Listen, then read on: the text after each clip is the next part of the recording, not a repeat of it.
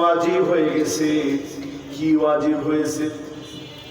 আল্লাহ হাবিব বললেন প্রথম জনের জন্য ওয়াজাবাত লাহুল জান্নাত, আল্লাহর জান্নাত ওয়াজিব হয়ে গেছে। লোকেরা তার প্রশংসা করেছে, লোকেরা তাকে ভালোবেসেছে, ভালো কাজগুলোর প্রশংসা করেছে।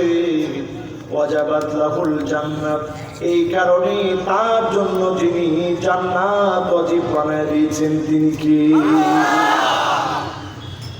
দ্বিতীয় যে লোকটা গেছে, মানুষজন তার ব্যাপারে তার মন্দ দিকগুলো বলতেছে, এই লোকটার জুলুম আর অত্যাচারের কথাগুলো বলছিল।